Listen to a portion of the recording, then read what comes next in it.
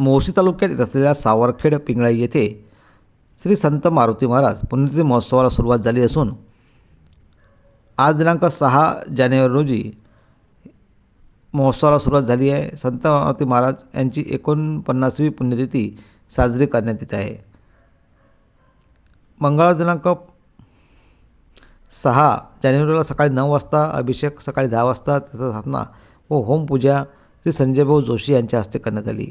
सायंकाळी 4 वाजता महिला मंडळ सावरखेड पिंगळाई, श्री दत्त मंडळ सावरखेड पिंगळाई यांच्या हस्ते पालखी सोहळ्याचे आयोजन करण्यात आले होते. हा पालखी सोहळा संत मारुती महाराज संस्थान येथून गावातून याची मिरवणूक करण्यात आली. यावेळी भाविक भक्तांनी यावेळी पालखीचे दर्शन घेतले, तर अनेक ठिकाणी पालखीचे स्वागत करण्यात आले, पूजना अर्चना करण्यात आली. दरवर्षी या कार्यक्रमाचं आयोजन करण्यात येते. 49वा पुण्यतिथी महोत्सव हा आता साजरा करण्यात येत आहे.